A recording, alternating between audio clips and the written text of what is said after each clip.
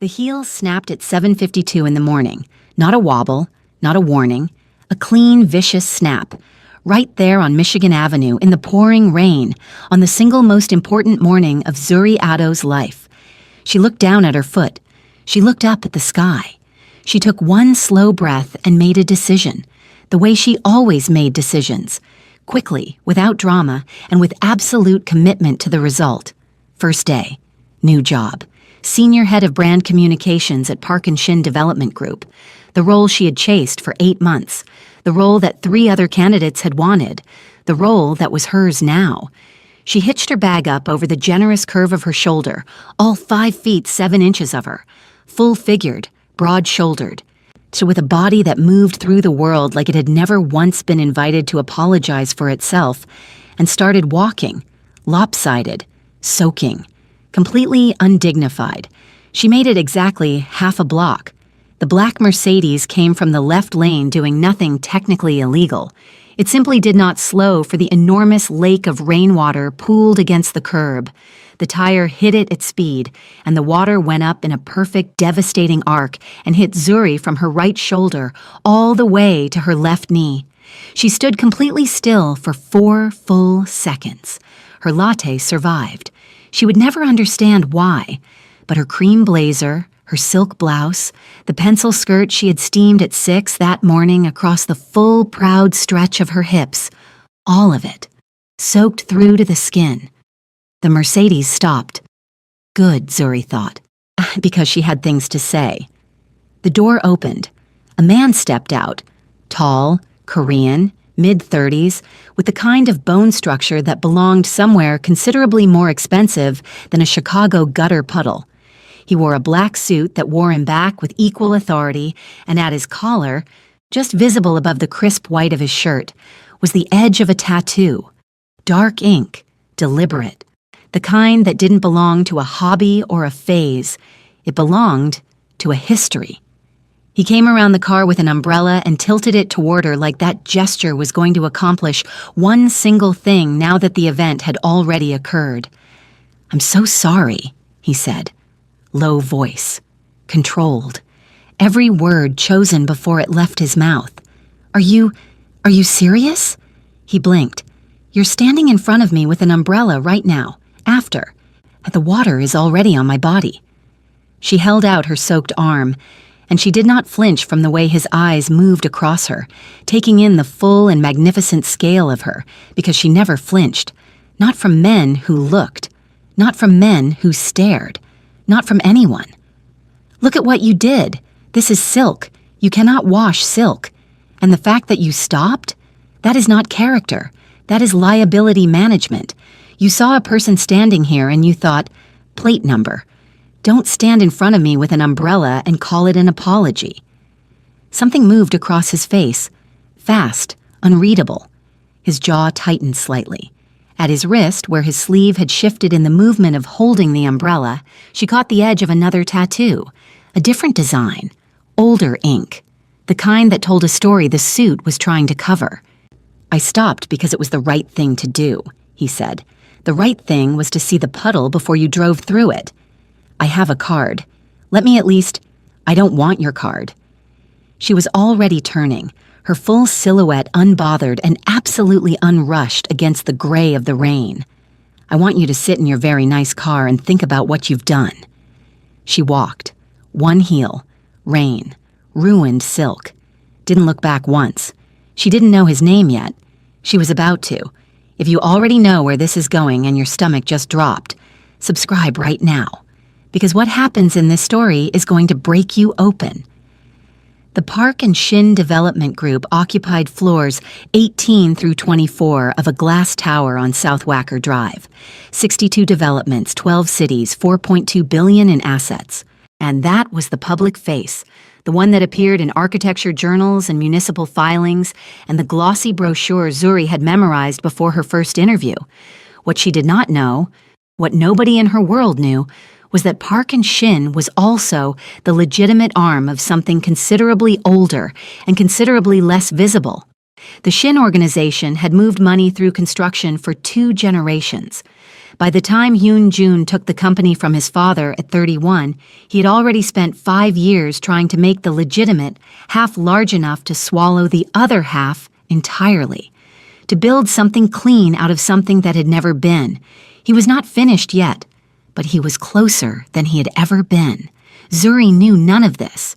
When she was standing in the lobby restroom blotting her blazer with paper towels and making decisions, 6 minutes, she blotted the blazer down as far as it would go, snapped the broken heel clean off so both shoes were flat, and smoothed her ruined blowout into a low puff at her nape, which looked, if she was honest with herself, more deliberate than the blowout had anyway.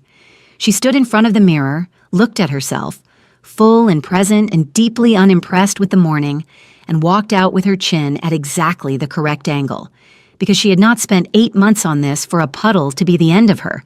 Ms. Park, Korean, 50s, the polished quiet of someone who had survived considerably more than one damp new hire, met her at the elevator and said nothing about her state, on which Zuri appreciated in the deepest possible way. She walked her down a corridor of clean lines and expensive silence, knocked twice at a set of double doors, and opened them. "Miss Addo is here." Zuri stepped through the door. He was standing at the window with his back to her. Black suit, broad shoulders, the kind of stillness that didn't come from patience. It came from practice, from years of learning how to stand in a room and make the room adjust around you, instead of the other way. He turned. The man from the puddle looked at Zuri Addo. Zuri Addo looked at the man from the puddle. For exactly 2 seconds, neither of them moved. Then Zuri crossed the room, all of her, unhurried and unapologetic, sat in the chair across from his desk, placed her bag on the floor, and looked at him with perfect composure. "Before we begin," she said, "I want to acknowledge what happened this morning." The air in the room shifted. His expression did not change, not 1 degree. "My schedule is tight, Miss Addo. It'll take 30 seconds. She held his gaze. "I was on Michigan Avenue this morning. You drove through a puddle. I ended up wearing most of it. I want you to know that I'm a professional, and what happened on that street will not affect my work here. But I also want you to know that it happened, because I don't believe in pretending things didn't occur simply because they're inconvenient." Silence. "I stopped the car," he said. "You did. I offered my card. You did that too. Then I'm not sure what more you're expecting me to say." The voice of a man who had not often been required to explain himself, in any room, for any reason. "Nothing," she said. "I said what I needed to say. Now we can move on." "My driver didn't see the puddle," he said finally. The words came out stiffly, the particular stiffness of someone who had decided to explain himself and found it uncomfortable. "I know he didn't," she said. "That's the part that bothers me. You both didn't see it because you weren't looking. That's different from an accident. An accident is when you look and something goes wrong anyway." The muscle in his jaw moved once. Then he sat, opened the file, and his voice carried the clipped precision of someone who had decided to be extremely professional at something. "Your portfolio, the Hartwell rebrand, 22% brand equity in 14 months. 26. And the audited numbers came in after the case study published." Something shifted in his expression. Fractional, involuntary. The slight recalibration of a man who had expected something and found something more. 6 weeks to the City Hall pitch. Largest municipal contract in the company's history. You'll lead brand narrative. Understood. He stood. She stood. He came around the desk, and for a brief, charged moment they were close. Close enough that she saw the full line of ink at his collar disappearing beneath his shirt, and the pale ridge of a scar along his left jaw that a very skilled barber had clearly learned to work around. She said nothing about either. He said nothing about the waterline still faintly visible on his left sleeve. He held the door open. She walked through. And whatever had just happened in that room followed both of them out into the corridor like a third person, present, unnamed, not going anywhere. They did not get along. This became apparent by the end of day 1 and crystallized into established fact by day 3, when they argued for 35 minutes about a single paragraph in the City Hall draft and did not reach an agreement. "This language is too soft," he said, standing over the conference table with his arms folded and with his jacket off and his sleeves rolled. The tattoos were visible now, climbing from wrist to forearm in dark, deliberate patterns that had clearly not been chosen for decoration. "City Hall wants impact data, not feeling." "City Hall is made of people," Zuri said, not looking up from her laptop. Her bold, dark hands moved across the keys with the absolute confidence of someone who had never once second-guessed her right to take up space in a room. People respond to language that moves them before it informs them. Emotion makes people slow down. That's not weakness in a pitch. That's the opening. That's a theory. And when they skim your numbers because you haven't given them a reason to care yet, what's that? He was quiet for exactly 1 second. "Rewrite it. Data embedded in the narrative instead of after it. Then we'll see." "That's what I was going to do anyway." "Then why are we arguing?" "You started it." He picked up his papers and left the room. She could hear, in the precise and controlled way his footsteps crossed the floor, that he was annoyed. Good. So was she.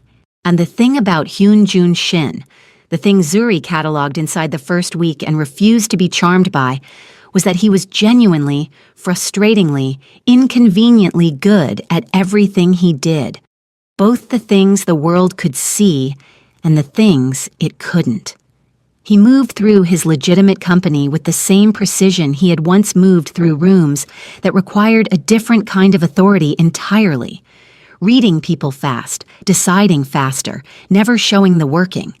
When he was right, he was so right it made her teeth ache. What drove her productively insane was his instinct to control the shape of things before anyone else could touch them.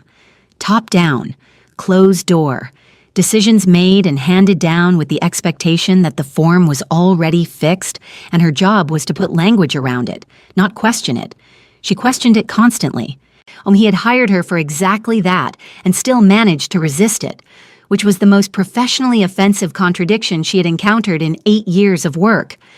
The second late-night argument happened on a Wednesday, just the two of them in the conference room because everyone else had long gone home.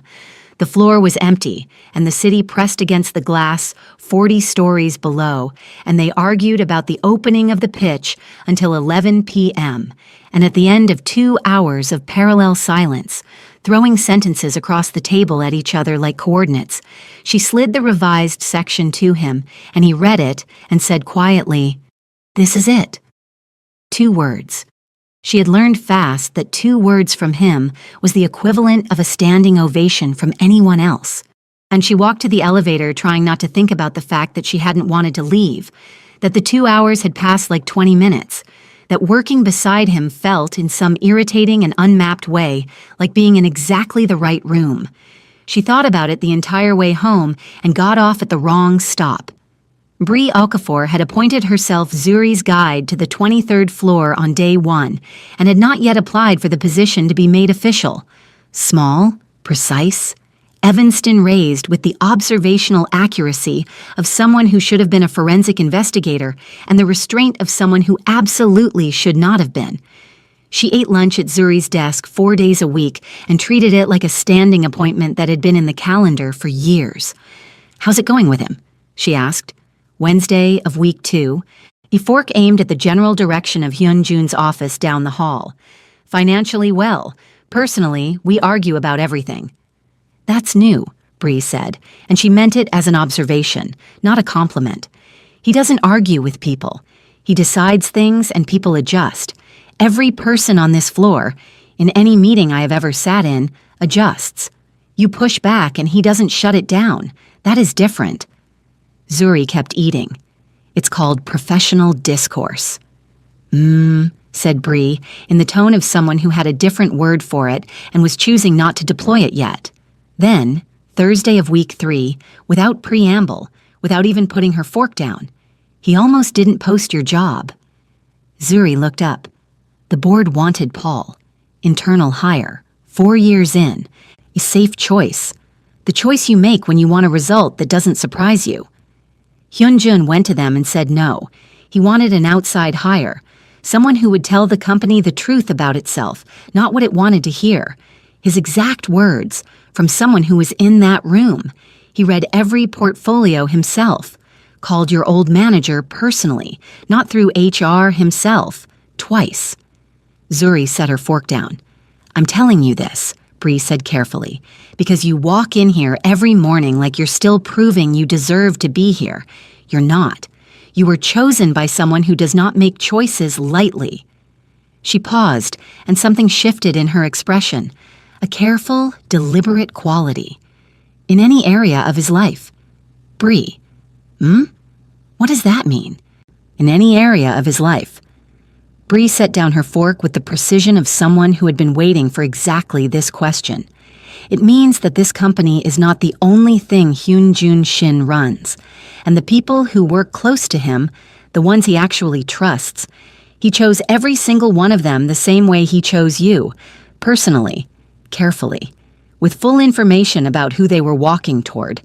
She picked up her fork again. Just thought you should have the full picture. Paul Choi appeared in her doorway at the end of week 2 and leaned against the frame with the ease of someone who had been told he was likable often enough that it had become structural, load-bearing, necessary, something he could not afford to put down. He was handsome in a careful, maintained way. Korean, early 40s. A jaw that belonged in a boardroom and eyes that belonged somewhere with less lighting. 4 years at Park and Shin, the internal candidate who hadn't gotten the job, and who wore that fact, if you looked closely enough, like a stone in his shoe.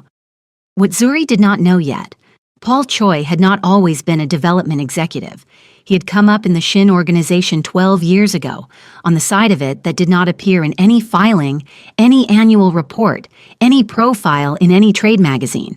He and Hyun-jun had shared the same table, the same territory, the same understanding of what it cost to do business in rooms that had no windows, until the night Paul made a calculation that turned out to be wrong, deeply, permanently, lethally wrong for 3 of their people. Hyun-jun had not retaliated. He had done something colder. When he had closed the door, moved Paul into the legitimate company, given him a salary and a title and a corner office, and a very clear message that this was as far as he went. No further. Ever. Paul had spent 4 years smiling about it. That smile was one of the most dangerous things on the 23rd floor, and everyone who had been there long enough knew it. He took Zuri to lunch and was excellent company for exactly 20 minutes. Big swing for a first assignment, he said, stirring his soup with the ease of a man who had never in his life been unsure of his welcome. The City Hall pitch. It's why they hired me. True. A pause that lasted 1 beat too long to be comfortable. There's a lot of history in that project. Institutional history, the kind that doesn't show up in a brief. She put her spoon down. Are you offering to help me or telling me to watch my step? He smiled, practiced and warm, and she didn't trust a single layer of it. Can it be both? Usually not.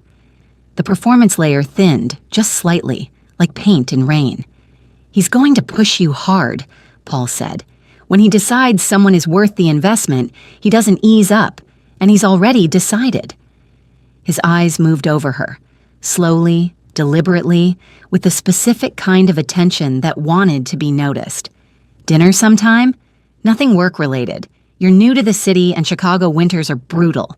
I know every good restaurant within 5 miles. She held his gaze, even, unbothered. I'll let you know. Not yes. Paul heard it as maybe. Both of them knew only one of those was true. And she walked back to the office and filed the lunch the way she filed everything, systematically, without judgment, with her full attention. The angle of the invitation, the timing of it, the thing behind his eyes that was older than any corporate title and considerably less polite. She found out what it was 11 days later. The City Hall preliminary brief appeared in the deputy commissioner's inbox on a Tuesday, not the current version, an older draft. Softer in every place Zuri had worked to sharpen, vague in every place she had been precise. It made Park and Shin look like every other developer who had ever walked into that room with beautiful surfaces and hollow commitments, and it landed 2 days before a follow-up meeting she had spent a week preparing. And Zuri pulled the version history log she kept on every document, because she always kept a version history log, because she had learned years ago that the document trail was the only thing that didn't lie. Tuesday evening, the night she had stayed late in the conference room with her files open on the shared display screen, someone had accessed the shared drive at 9:47 p.m. Paul. She did not confront him. She rebuilt the brief, tighter than before, sharper in every place the leak had softened, locked the shared access permissions, and went directly to Hyun-Jun's office. "We have a problem," she said from the doorway. He looked up, read her face in under a second. She had noticed he did this, the fast, complete read, the way he processed people before they finished their sentence. "Close the door," she told him, calmly. Our version log open on her phone, held out across his desk. He listened without interrupting, which she had learned was the most dangerous version of his attention, the stillness that meant he was not just hearing, but deciding. When she finished, the silence lasted long enough to feel like a room of its own. "What do you need from me?" he said. Not, "Are you sure?" Not, "Paul has been here 4 years." Not, "Let me look into it." Just, "What do you need?" "Nothing," she said. "I've already handled the document. I just thought you should know who's in the room with us." He nodded once. His expression had gone somewhere flat and very precise, a register she had not yet seen in a conference room, a meeting, a pitch review. And it was the face of a man who had just filed a piece of information in a different part of his mind than the one that dealt with quarterly projections. "Thank you for telling me directly," he said. "Stay away from him." The words were quiet, even. But there was a weight behind them that was not in any way a professional recommendation. "Hyun-Jun, it's a request," he said, careful. "Not a command. You don't work for me in that way, but Paul Choi is not what his title says he is, and I need you to understand that." She looked at him steadily across the desk, her gaze the way it always was, direct and undeflectable and entirely her own. "I already knew that," she said. Something moved in his face. Not quite a surprise. The particular recalibration of a man who keeps expecting a ceiling and keeps not finding one. She left. Behind her. When she heard him pick up his phone and begin speaking in Korean, low, brief, utterly different in register from any voice he used in this building during business hours. 3 days before the City Hall pitch, she found it by accident. Wrong folder. 1 click too deep into a directory she had no reason to be in. Archive, founder's documents, do not delete. She should have closed it. She almost closed it. But the top file was labeled NWS Project, Original Vision, HJS 2019. And she opened it the way she opened everything, fully, with her complete attention, intending to understand. 62 pages. Written by Yoon-Jun Shin at 29, 2 years before he formally took the company from his father. The language was nothing like the voice she had spent 3.5 weeks working alongside.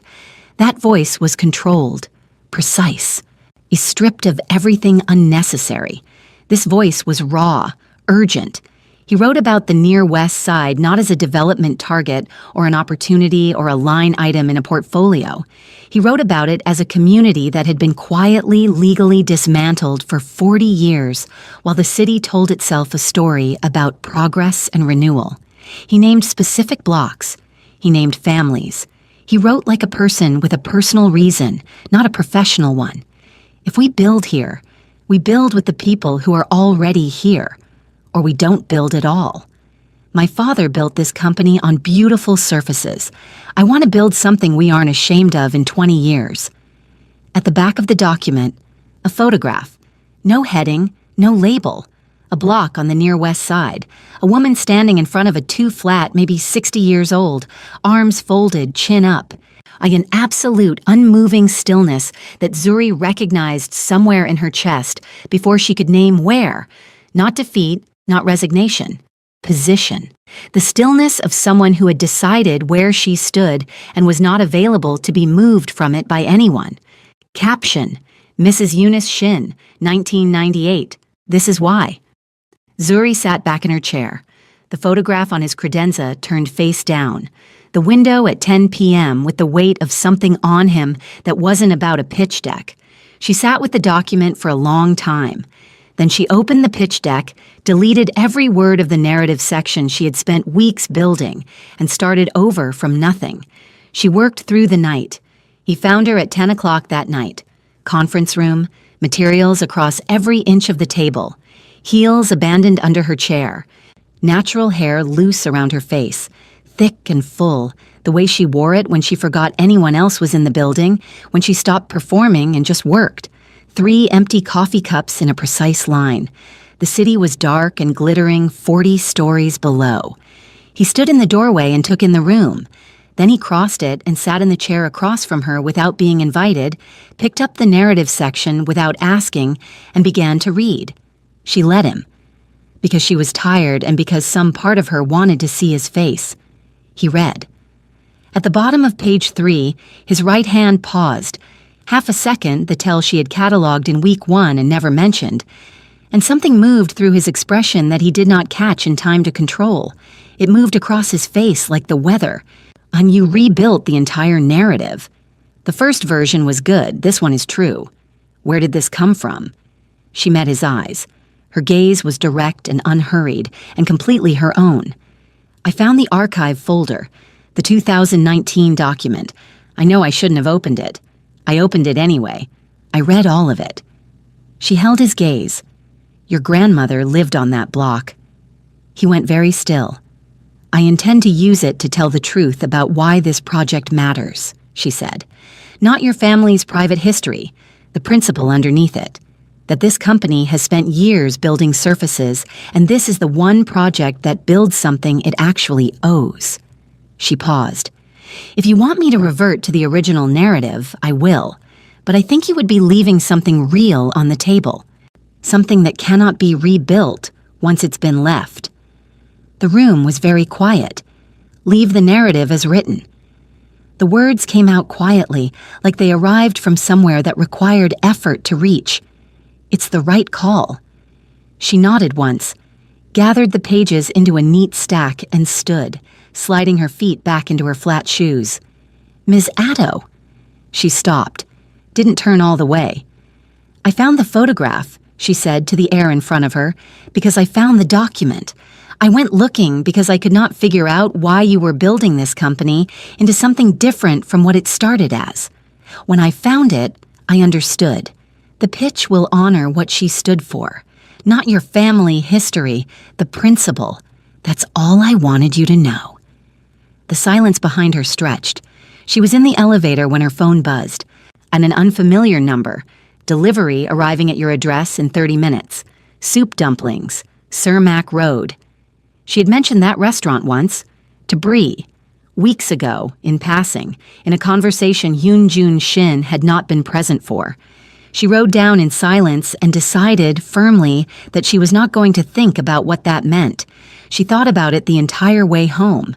The night before the pitch, she stayed late again. Not because the work required it. The narrative was done, the deck was final. She had printed 3 copies and placed them in the boardroom already. She stayed because she could not make herself leave. Because the 23rd floor at 10 p.m. felt in some way she had not yet found language for, like the place she was supposed to be. She was at the window in the small kitchen at the end of the hall, coffee in hand, looking at the city, all that cold, luminous Chicago sprawl, when she heard him come in behind her. You should go home, he said. You're still here, she said without turning. He came to stand beside her at the window, not close enough to touch, but close enough that she was aware with absolute precision of exactly how much space existed between them. I wanted to check the deck one more time, he said. You've checked it 4 times. 5 is thorough. She turned to look at him then, sideways, the way you look at something you're trying to understand without being caught understanding it. He was still in his suit, jacket on, the tattoo at his collar the only thing that broke the controlled perfection of his appearance. And he was looking at the city with the expression she had cataloged 3 or 4 times now, the one that wasn't performance or management, the one that was just him, in a room, with the weight of something he was carrying. "Why the near West Side?" she asked. "You could have picked any project to make the pivot. Why that one?" He was quiet for long enough that she thought he wouldn't answer. Then, "Because it's the one my father specifically told me not to touch. Too complicated.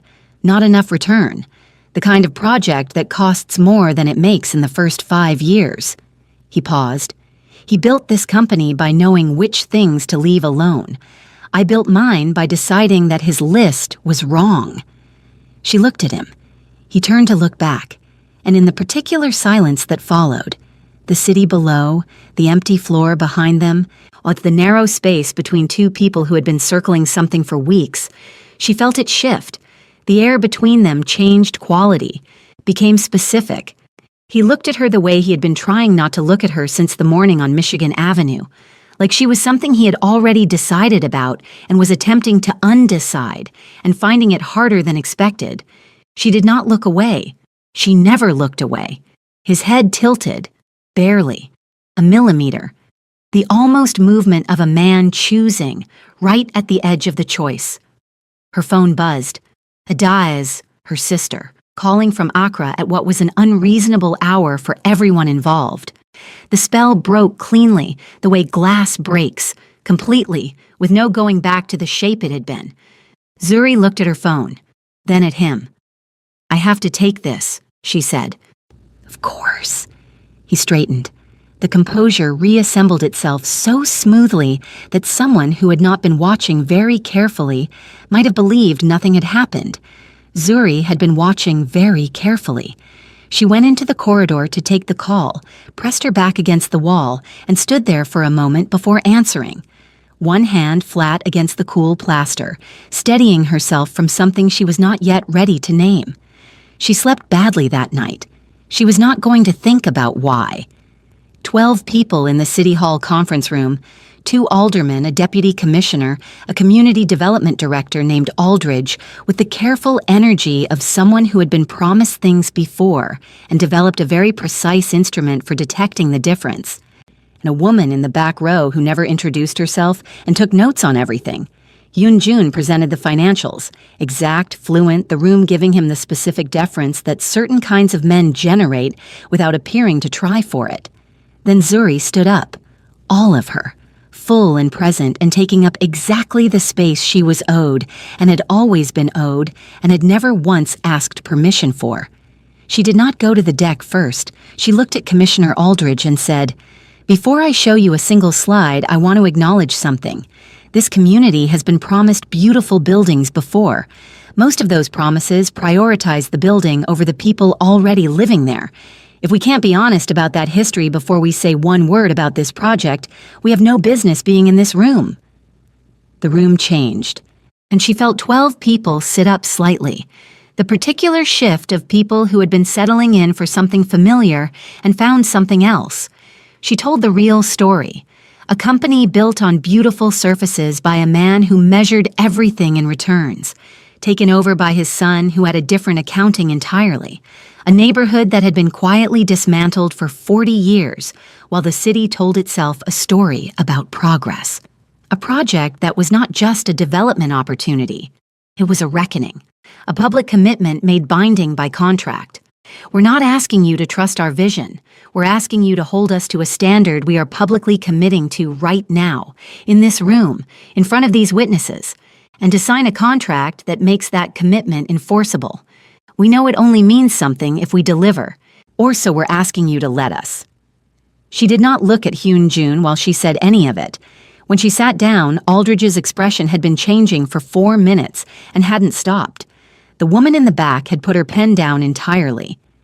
"Mr. Shin," one alderman said, "are you comfortable with this level of disclosure?" The room turned. Zuri turned with it. He was looking at her, not at the alderman, at her, and on his face was something she had not seen before, something that had arrived before he could intercept it, something warm and specific and entirely unmanaged. Completely, he said. The contract cleared 43 hours later. When the notification came through at 6 a.m., Zuri sat up in bed and read it 3 times. Then she called a Daisy, who listened without interrupting, which was unusual for a Daisy. "He sent you dumplings," a Daisy said. "That is not the point of the story. Sis, he sent you dumplings from a restaurant you mentioned once to someone else when he wasn't in the room. That is the entire point of the story." Zuri hung up.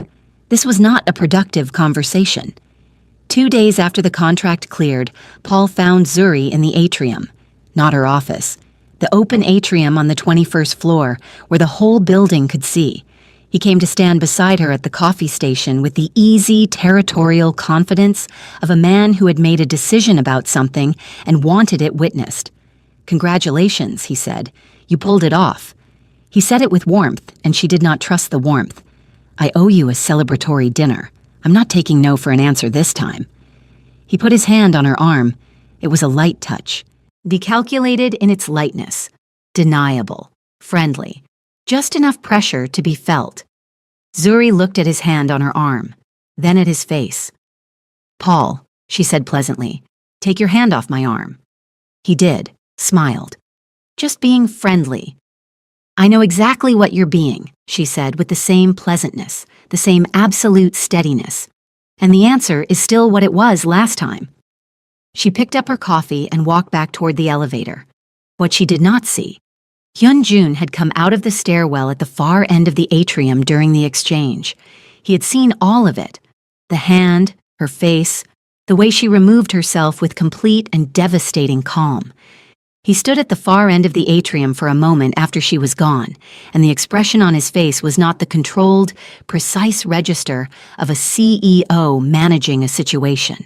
And it was something older and considerably less managed. Tae-yang materialized at his shoulder, the way Tae-yang always materialized, present without having arrived. "Sir." "I know," Hyun-jun said, quiet. His eyes were still on the spot where Zuri had been standing. "Should I?" "Not yet. Watch him." Tae-young nodded once and was gone. Hyun-jun stood in the atrium for a moment longer. Then he went back to his office and closed the door and did not call Paul Choi that afternoon, which required more restraint than most people on the 23rd floor would have believed he possessed. She was followed on a Thursday. Not obviously. Not the way it happened in films. A silver sedan appeared in her peripheral vision twice on her walk to the train, once at the corner of Wacker, once near the entrance to the platform. She noticed because she noticed everything, and because the second time the driver did not look away fast enough, and the kind of person who looks away fast enough is not the kind of person who is simply parked. She went home, sat at her kitchen table, thought carefully about what she knew and what she didn't. She told Hyun-jun the next morning. Door closed, voice even, the version history calm she brought to every difficult thing. He did not ask if she was sure. He said when and which corner, and then stepped to the window and made a call in Korean, low and brief and in a register she had never heard from him in a professional context. When he turned back, his face had rearranged itself into something she recognized from the document, not from the boardroom. From the 62 pages written at 29 years old, by a man who understood very specifically what it cost to build something in a world that was trying to keep the shape it already had. "I need to explain something to you," he said.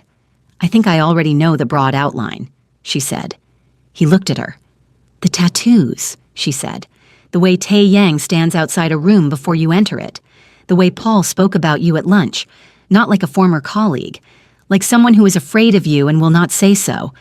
The calls you make in Korean after I bring you problems." She held his gaze, all of her present, steady and entirely without fear. "I'm not naive, and I'm not fragile. Tell me what I need to know." He sat down. Unusual, he thought better standing, and told her the shape of it, the organization his father built, and the 12 years he had spent pulling the legitimate half large enough to swallow everything else.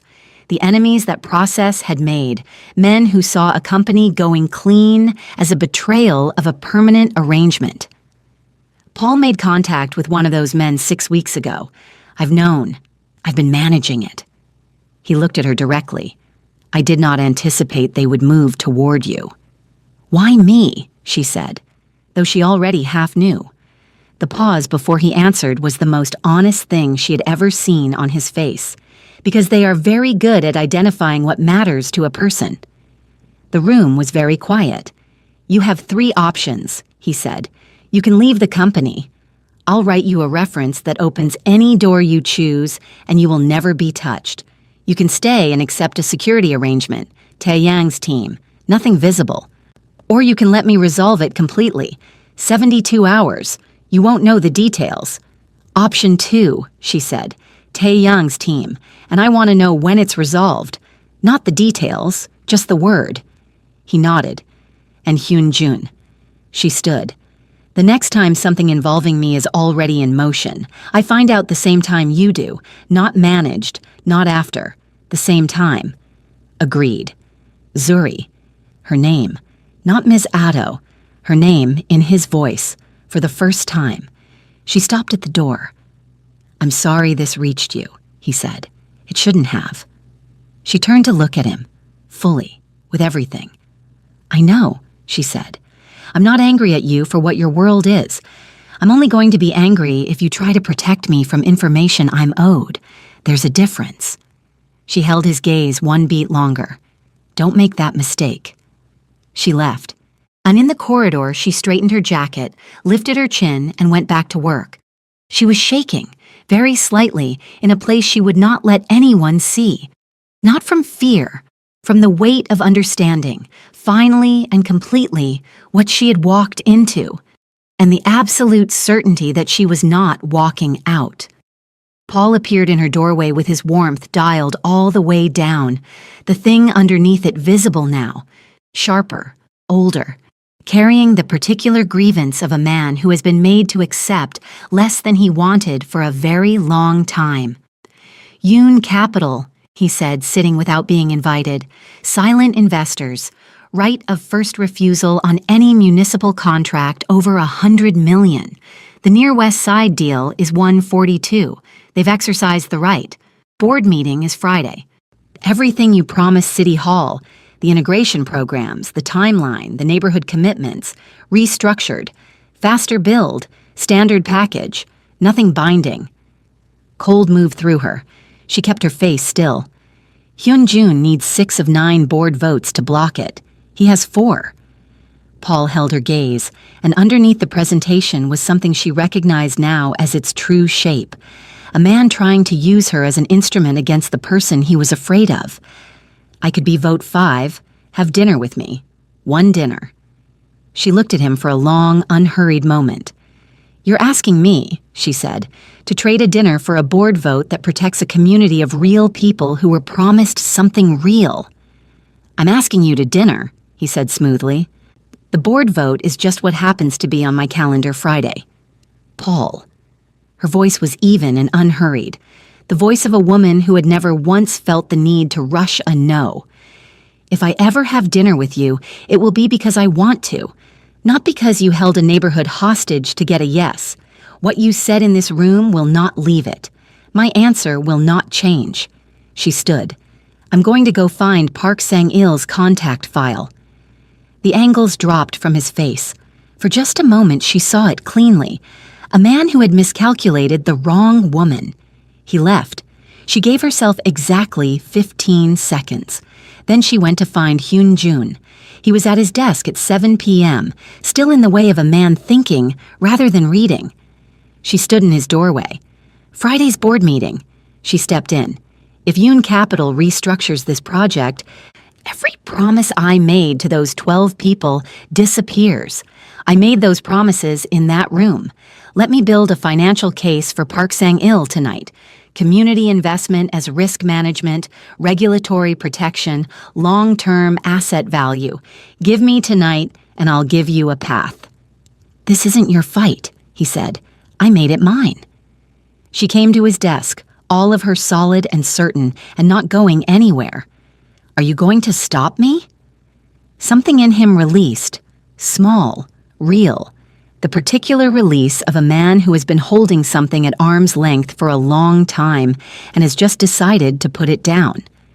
"Park Sang-il responds to financial clarity," he said, picking up a pen. "Community investment isn't charity. It's risk management, regulatory protection, long-term asset value." He looked at her. "If you can make that case tonight, I have a path." They worked until 1 in the morning, side by side at the conference table. Her sharpening language, him tightening data, his handwriting small and exact, hers extravagant, margin-eating, unapologetic, the full, bold sweep of her across every page. At some point, the city below went from active to quiet, and neither of them remarked on it. At 11:30, she caught him reading one of her notes with the half-second pause she knew meant he had been surprised by something. "Stop," she said without looking up. "I haven't said anything." "You're doing the face. Your right hand stops. Half a second. I've been watching it for 4 weeks." He looked at her with something very direct. "You've been watching me." "I watch everything. It's how I do my job." "Is that what this is?" he said. Not quite a question, and the room went very quiet. She looked at him, and he looked at her, and neither of them said the thing that had been building for 4 weeks, because neither of them was ready to say it in a conference room at midnight over a board document, and they both knew it, and that knowing was its own kind of answer. "Board document," she said. "Back to work." He picked up his pen without argument, but at 12:45, when they were packing up and she reached across the table for her jacket and her sleeve caught the corner of his notepad and sent it to the floor, they both reached for it at the same moment and their hands met over the page, her full dark hand over his, warm and completely still. Neither of them moved for a moment. Then he picked up the notepad and handed it to her, and she took it. And they finished packing up in a silence that had changed its shape entirely. Park Sang-il's reply arrived at 6:04 a.m. Friday. Attendance confirmed. Bree had it on Zuri's desk by 7:45. He has never confirmed attendance in advance in 6 years on this board. He's confirming because he's already decided, and he wants Hyun-jun to know before he walks in. She looked at Zuri with open significance. That document worked. At 4:19, Tai Yang appeared in Zuri's doorway, said nothing, looked at her, gave one slow, deliberate nod, and then, so quietly, she almost missed it. The other matter is resolved. 7 votes, and the world she'd been walking around the edge of since Thursday secured. She let out a breath she hadn't fully realized she'd been holding since Thursday evening. At 4:47, Hyun-jun appeared, and standing in her doorway the way she had stood in his, choosing to be there, making the choice visible. 7 votes, and Tae Yang gave you the other message. He did. She looked at him. Thank you. Park Sang-il said it was the most compelling board document he had seen in 6 years. He asked who built it. His voice was even, but underneath it was the warmth he kept at a controlled volume, like a frequency he had decided to stop suppressing. I told him the truth, that it was built by the person who understands what this company is supposed to be. I made a reservation, he said. That surprised her. She let him see it. For what? Dinner. Oriole. He held her gaze steadily. I made it 2 weeks ago, before I knew if the board meeting would happen, in case you would come. She went very still. 2 weeks ago. In case, he said again, like the word was doing real work. She looked at him for a long moment. She thought about everything, every argument, every draft rewritten, every time she pushed and he pushed back, and the thing between them sharpened instead of broke. She thought, I have been falling, and I have been telling myself I was standing. My rule, she said, no feelings for men who control my paycheck. A reasonable rule. Very reasonable. Are you following it? She looked at him, straight at him, nothing filtered, every inch of her present and certain and completely her own. I've been trying, she said. I've not been successful. Something opened in his face. Not performance, not management. Relief, warm, genuine. On the expression of a man who has been holding a door closed for a long time and has just been told it's all right to let go. "Oriole," he said. 40-page wine list. "Of course it is." She picked up her bag. "If you splash me on the way, I'll stay on the sidewalk." They walked to the elevator. In the moment before the doors opened, she said, "You turned the photograph face up." He looked at her, genuinely, actually caught, for the first time since Michigan Avenue. "How do you—" "I watch everything," she said. "Always." "The day after the pitch," he said quietly. It felt like she'd earned it. The elevator opened. Their reflections appeared side by side in the mirrored doors, closer than colleagues, exactly as close as something that had spent 4 weeks pretending to be something else. Oriole had a 40-page wine list, and they did not read past page 3. They stayed until the restaurant was almost empty, which was not something either of them had planned, and which neither of them moved to end. They talked the way two people talk when they have been using professional language as a container for something else entirely, and have finally, with relief, put the container down. She told him about growing up in Accra, about her mother's insistence that a woman who took up room was a woman worth knowing. He told her about his grandmother's 2 flat, the kitchen that always smelled like something cooking, the way she spoke about the neighborhood with the possessive certainty of someone who had never for 1 second considered that it might not always be hers. "She would have argued with you," he said. "So about everything."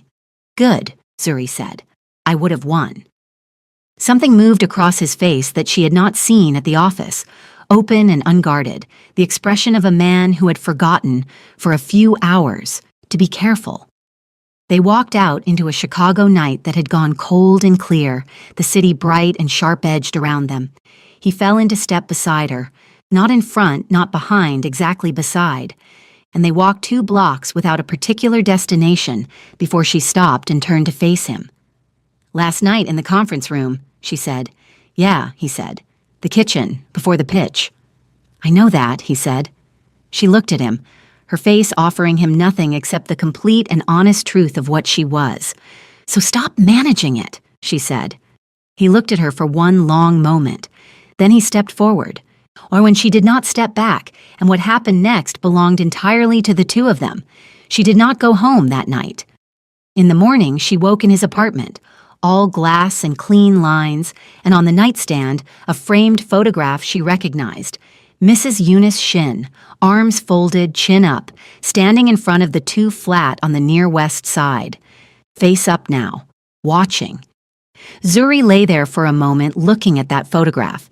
Then she got up, found his kitchen, found her coffee blend already in the cabinet, already there, which meant it had been there before last night, and made 2 cups.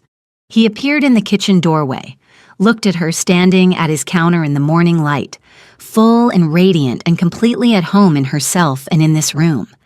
"You found the coffee," he said. "You already had my coffee," she said. He said nothing. But the expression on his face said everything that 4 weeks of conference rooms and late nights and managed silences had been refusing to say.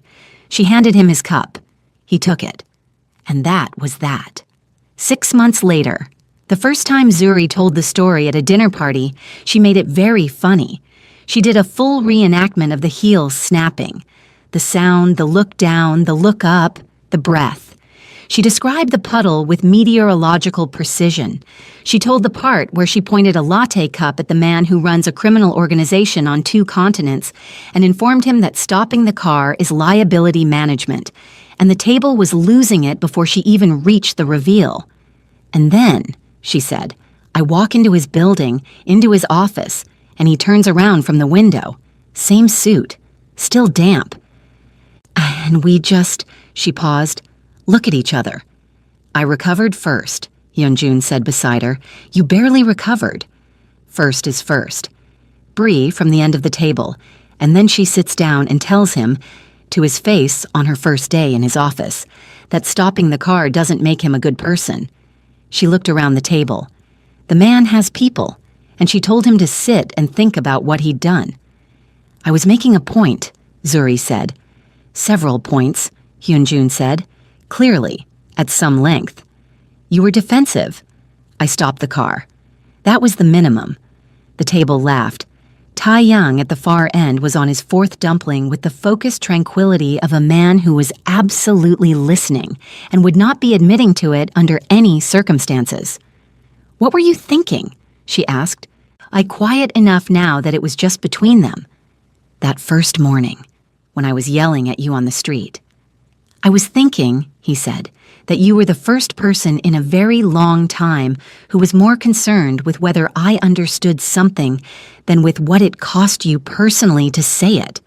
He looked at her steadily, the way he had learned to let himself look at her. "That's not a common thing, in any room I have ever been in." "I was furious," she said. "You were principled," he said. "The two can coexist, in people worth paying attention to." The table went soft. Zuri reached over and put her hand over his on the table. Her full, beautiful, dark hand, the one that had written drafts until 1 a.m., and built board documents and held version logs and reached for every single thing it wanted without ever once asking if it was allowed. And he turned his palm up without hesitation. The way you reach for something you already know is there. Across the room, her coat hung by the door and clipped inside the pocket. Small, folded, soft, opened too many times, was his business card, the one she had refused on the street 6 months ago. She had gone back for it. 3 minutes after walking away, she had picked it up off the wet sidewalk, dried it on her ruined blazer, and kept it. She had never told him. She didn't need to. Outside, Chicago did what it always did. Luminous, indifferent, entirely unbothered by what got decided on its streets and in its offices and at its dinner tables and in the quiet of its mornings.